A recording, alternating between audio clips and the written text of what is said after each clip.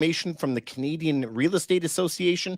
So there is some big things that are happening, and I think they're good insights into the market. Now, we all have our biases, right? We'll say everybody's buying now, or nobody's buying now, or everything's going above or below the price, but it's really healthy for us to be able to have a 30,000-foot view down on what is happening in the market. So let's take a look at some of the information that we have today, just so that we have a real good idea of where we're going to be going in the future. Now, let's check this out right here. This map shows you that there's 91,000 properties that have sold in Toronto. 91,000 properties right here. And this goes all the way down almost to St. Catharines, out to Oshawa, and up to Barrie. So there is a lot of properties that are being sold. That's the first thing that we have to know. Also, if you head over to Canadian Real Estate Association, you can go to their website, and at the top it has something called an HPI tool. HPI. Now, it takes a couple times for you to use this. It's a little bit confusing, but you'll get used to it. If you go to this tool and head on down, you can click into it, the index, or easily enough, I like the benchmark price. Now, you could choose if it's a composite. Now, this is just condos and homes, or you could just choose one or the other. And you could choose any city you want in the entire country. But we're just going to stick with Toronto right here. But if we look at Toronto, we can see the prices did spike in 2017 as government intervention was coming in. They wanted to stop foreign buyers from buying properties in here. So there was a lot of people that were coming over here to buy properties before the deadline. So this was kind of created by governments.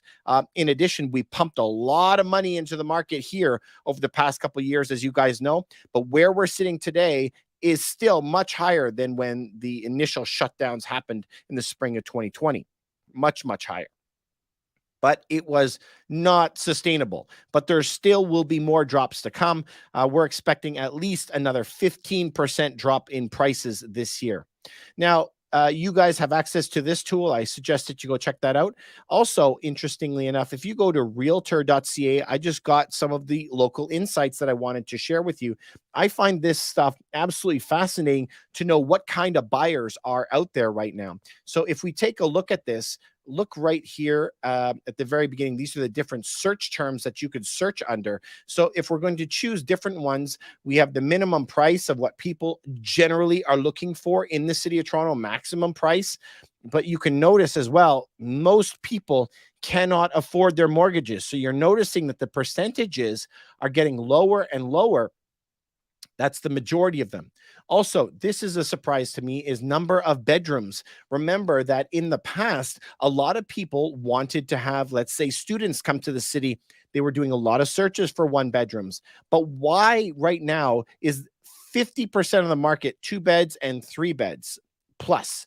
Everybody wants space. This is the end all be all. Space is still king. Ever since 2020, they need space inside their units. And we're seeing more and more people selling their houses, selling their larger townhomes or whatever, and moving down that chain into the condos. That's what we're seeing right now. So this is just showing us exactly what we've been seeing from talking to clients.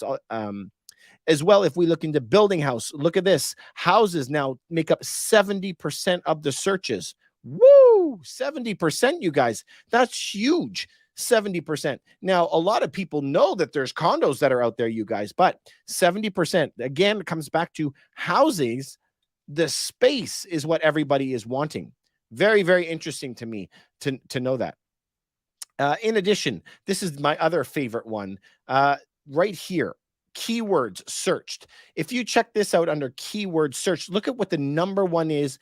Waterfront, 32%. Now, this is not pandemic related.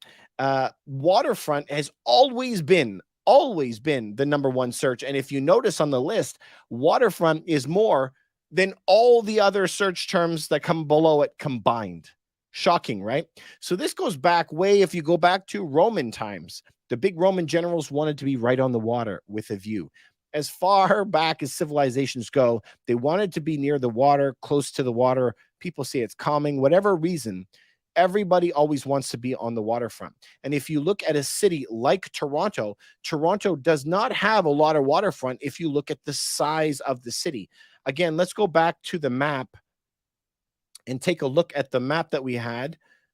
and take a look at that, because the majority of Toronto does not sit on the water. I mean, it does, but look at how big the city is. We're talking about many, many, many millions of properties, but there's very little on the waterfront. If you think of it, on Queens Quay, there's probably only 20 different properties that are on the waterfront in the downtown core that you can choose from. So this is where I think that you guys have a massive advantage to know that in the market. So when you're talking about buying a unit, I don't care if it's in Florida or if it's in Texas or if it's in Melbourne, Australia, it doesn't matter where. If you're getting the trophy properties, the ones that you can't duplicate, that will always hold value. As you notice, that waterfront is always at the top. Just think of the old Trump Tower in Toronto. At the very top was 4 levels, is an incredible unit. It's the only penthouse in a 6-star building in Canada. It's a trophy asset. Same as the waterfront properties. There's very few waterfront properties compared to all the others. So if you can get a trophy asset, there will always be demand for that asset. So take a look over here again, waterfront. I'm not surprised how big that is. This is always that big. Pool has come up. It has come up since in the past couple of years for sure. Now, let's go down to demographics. This is interesting to me because right now, look at the majority of buyers are between 25 and 44. And so this is going to consist of a lot of first-time buyers and repeat buyers. So repeat buyers, I'm a bit more surprised at. First-time buyers in the past 3 years have been really, really hot.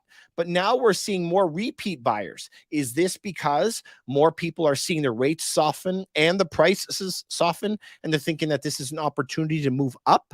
This is a big surprise for me. So it's interesting for me to see that. First-time buyers, they've been becoming more and more common as the prices have been becoming more out of reach. Now, normally, this age group, 25 to 34, as you're just starting out in life, this is a very popular section, but I am surprised to see this 35 to 44 going up as much as we're seeing it right now. So we have a good idea of who that is. I think it's very, very interesting. In it as well, look at this 74% now mobile.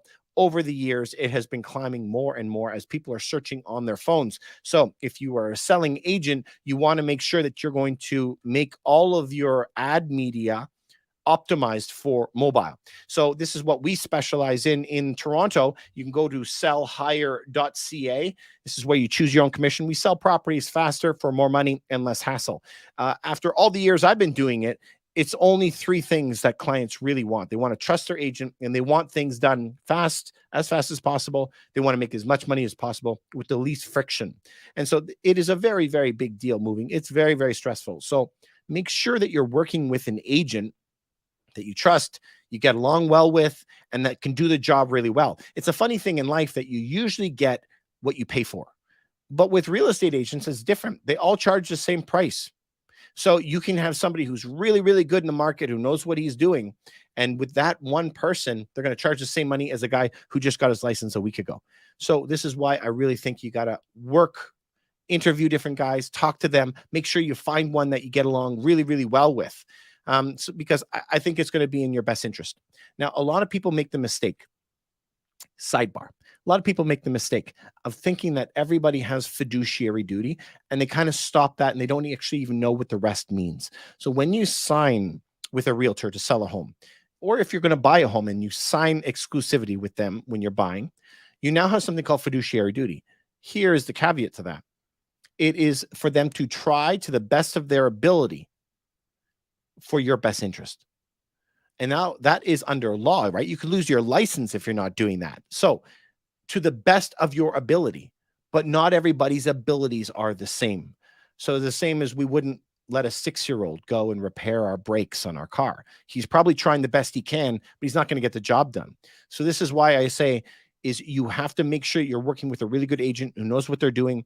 You have fiduciary duty, but to what skill level? So make sure you're getting the best agents you can, especially in a time like right now when the markets are dropping and you're seeing the days on market getting longer and longer. I mean, last year, 3 days on market.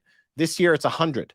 So this is telling you it's going to be a tough go these days. So you really want to be working with agents who know what they're doing. Anyway, you guys, if I can help you, if you want any advice, you can leave a comment below. I read them all. and I get back to as many as I can. I really, really appreciate it. If this helps any of you, please consider subscribing, and we'll see you on the next video. Thanks, everyone.